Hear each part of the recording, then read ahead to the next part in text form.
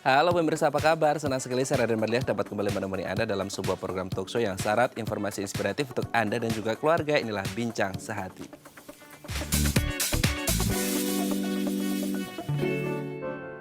Ya pemirsa, apakah Anda termasuk seseorang yang mudah lelah, terus kemudian sulit bernapas dan sering gitu ya sesak napas, apalagi kalau lagi melakukan aktivitas berat, apalagi disertai rasa pusing, nyeri di dada, kadang-kadang pingsan gitu, atau juga irama jantungnya ini tidak beraturan. Nah, kalau Anda mengalami gejala-gejala yang tadi saya sebutkan, Anda harus hati-hati dan waspada nih, karena mungkin saja Anda mengalami yang namanya lemah jantung. Jika tidak ditangani dengan baik, ini bisa mengakibatkan kematian. Oleh karena itu, kita harus tahu nih apa itu lemah jantung, gejalanya, dan bagaimana cara mengobatinya. Nah, inilah topik yang akan kita bahas hari ini, yaitu waspada lemah jantung. Biasanya kalau kita berbicara tentang lemah jantung gitu ya, ini mungkin ada orang yang mengaitkannya juga dengan serangan panik gitu. Ketika kita rasa panik, mudah khawatir, mudah cemas gitu ya, biasanya jantung kita tuh berdetak lebih cepat gitu. Nah, apakah kemudian ini ada hubungannya dan bagaimana sih caranya untuk menghindari panik? Kita akan bahas satu persatu ya. Kita lihat yang pertama, cara untuk menghindari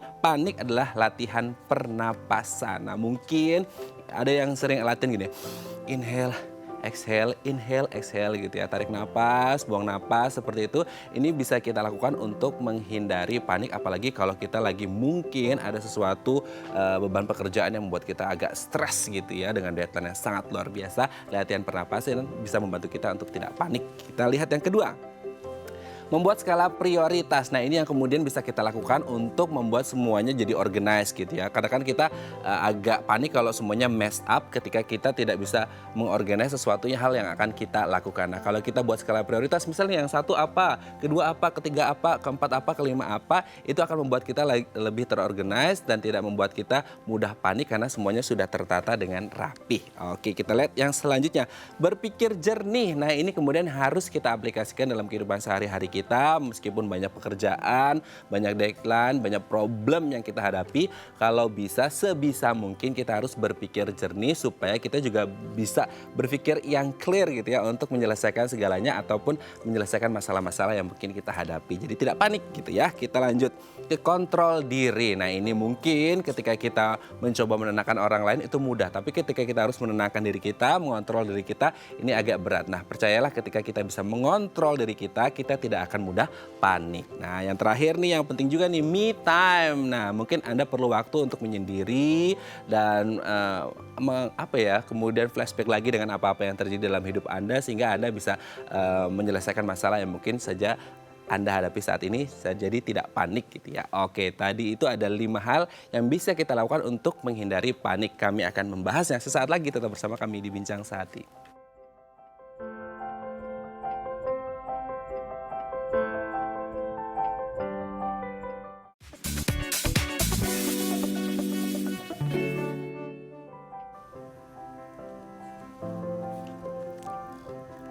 Baik, Anda masih bersama kami di Bincang Sehati. Tadi di segmen sebelumnya kita sudah membahas beberapa cara untuk menghindari panik. Nah, untuk mengklarifikasinya secara langsung, telah tersambung bersama kami di sambungan Zoom dengan Mbak Nana Gerhana MPSI Psikolog dari Askara Pelangi untuk mengetahui apakah kemudian cara-cara yang tadi saya sebutkan ini bisa kita lakukan untuk menghindari panik. Ya, kita sapa terlebih dahulu. Selamat pagi Mbak Nana, apa kabar?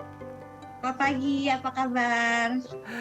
Baik ya Mbak Nana ya. Oke Mbak Nana, hari ini kita akan membahas nih, tema besar kita sebenarnya kan waspada lemah jantung. Nah, biasanya kan kalau lemah jantung itu identik dengan orang-orang awam berpikirnya, orang kalau suka panik gitu ya, ada serangan panik itu biasanya langsung lemah jantung, jantungnya berdegup, langsung kemudian agak lemes-lemes gitu kan, bukan mungkin pingsan gitu. Nah, kalau kita berfokus pada sisi psikologisnya, kalau itu kan medisnya, ke psikologisnya sebenarnya kan ini ada kaitannya juga mungkin dengan paniknya. Bagaimana sih caranya? Kemudian pertanyaannya, bagaimana cara menghindari panik kan gitu. Kita bisa lakukan apa aja sih gitu. Kita lihat yang pertama ya Mbak ya, latihan pernapasan. Nah, katanya ini juga bisa membuat kita terhindar dari serangan panik gitu ya, Mbak Nana.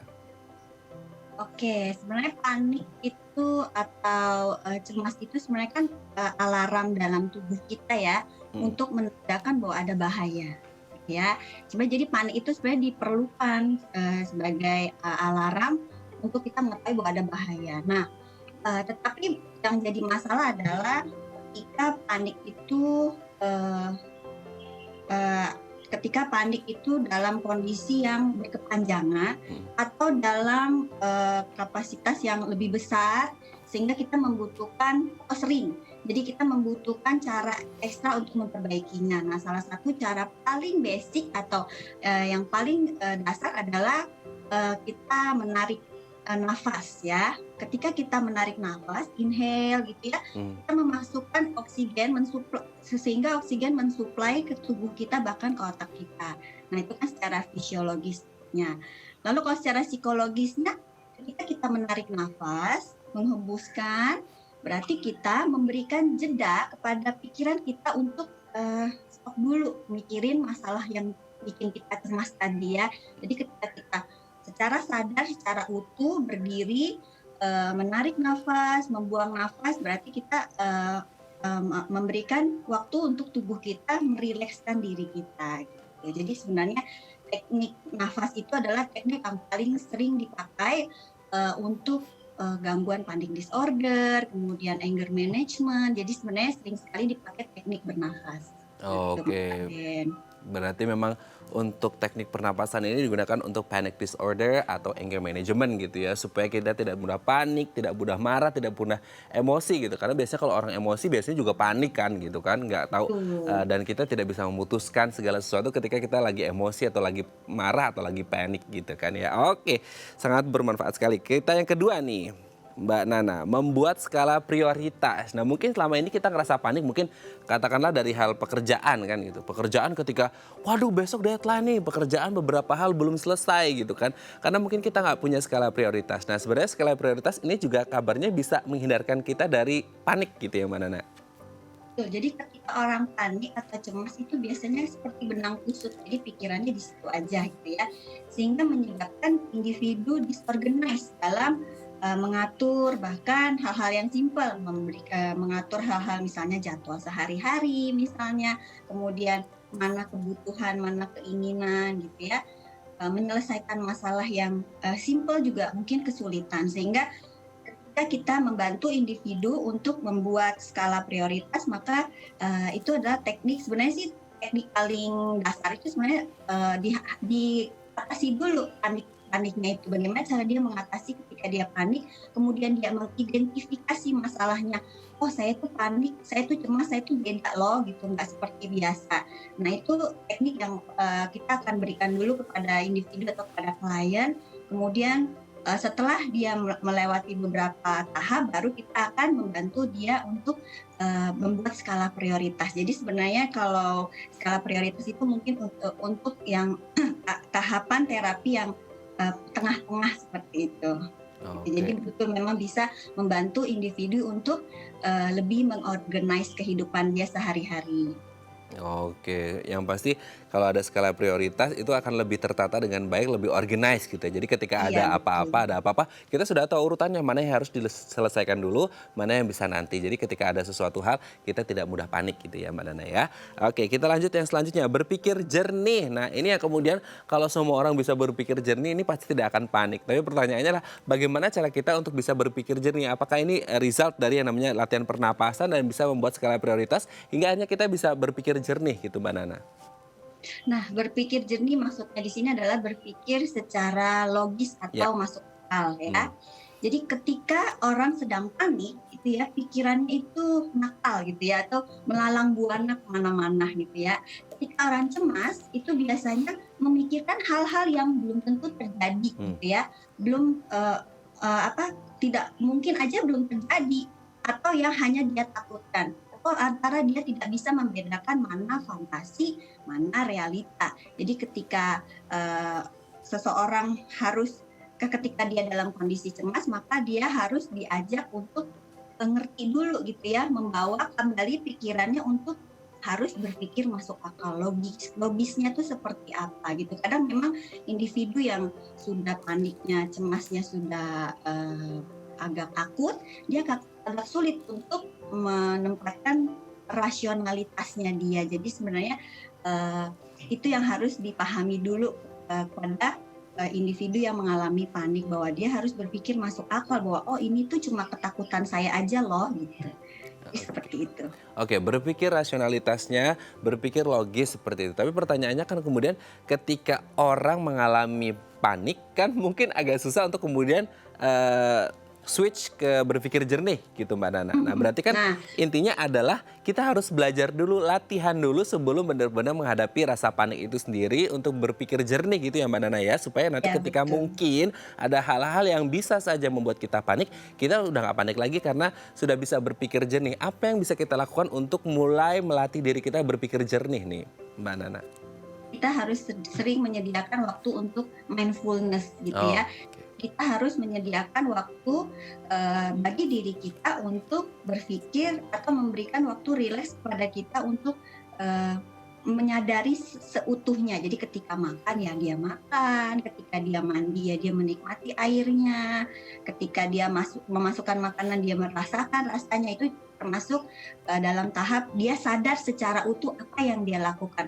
Kadangkala orang ketika cemas dia melakukan apa tapi pikirannya itu kemana-mana atau takut pada hal-hal yang misalnya nanti aduh nanti begini-begini, nanti besok seperti ini, nanti siang saya seperti ini gitu ya.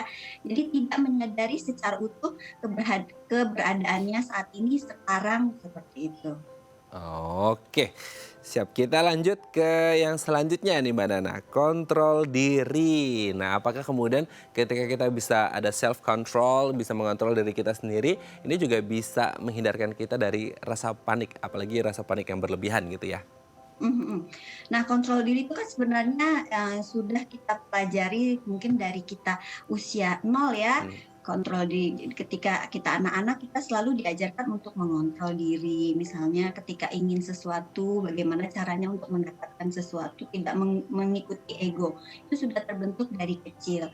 Nah, ketika, dan individu itu sebenarnya, tidak lepas dari masalah. Masalah itu membuat kita lebih dewasa gitu ya.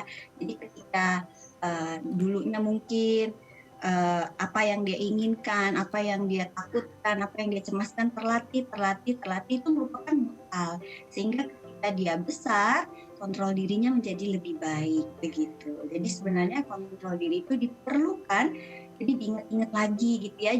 Jadi orang yang terlatih dia akan mampu mengkontrol diri sehingga gangguan kecemasannya juga mungkin dia lebih lihai untuk mengatasinya seperti itu.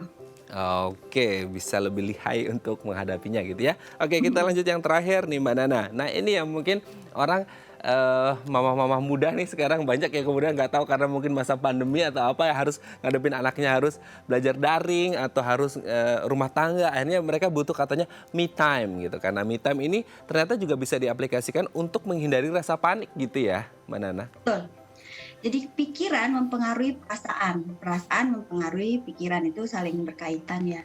Nah, me time itu kita perlukan sebagai waktu untuk diri kita sendiri. Jadi sebenarnya bagaimana kita bisa bermanfaat, bagaimana kita bisa menjadi ibu yang baik atau pasangan yang baik atau bisa jadi karyawan atau atasan yang baik adalah ketika kita dalam dalam diri kita sudah terpenuhi itu tadi rasa nyaman, relaksasi. Kadang kala seseorang yang sibuk sekali dengan aktivitas dia lupa untuk memberikan makanan kepada tubuhnya, makanan rohani, spiritualnya gitu ya.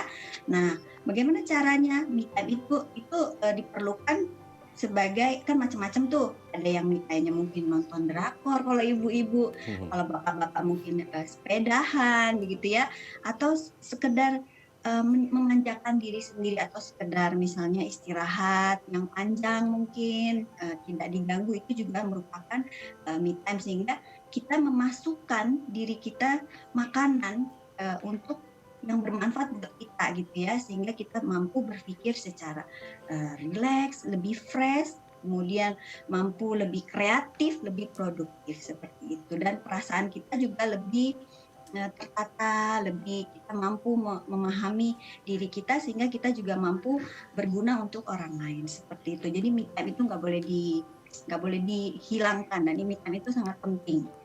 Me time itu nggak boleh dihilangkan karena me time itu sangat penting apalagi untuk merecharge gitu ya, merefresh juga Betul. semangat yang ada dalam tubuh kita apalagi masa pandemi khususnya untuk ibu-ibu rumah tangga. Mungkin juga termasuk Mbak Nana gitu ya. Iya, Oke, baik tahu terima ya. kasih. Ya, baik terima kasih Mbak Nana sudah bergabung bersama kami di Bincang Sehati pada pagi hari ini. Semoga kita semuanya tidak mudah panik dan tetap sehat-sehat sehat selalu gitu ya. Baik, terima kasih Mbak Nana, sehat-sehat Terima terus dan salam untuk Raden, ya. keluarga di rumah. Baik pemirsa, selanjutnya kita akan membahas topik kita hari ini waspada lemah jantung. Bagi Anda yang memiliki pertanyaan, Anda bisa menghubungi kami di nomor 0212903244 atau DM Instagram di @bincangsehatidaytv. Kami akan segera kembali.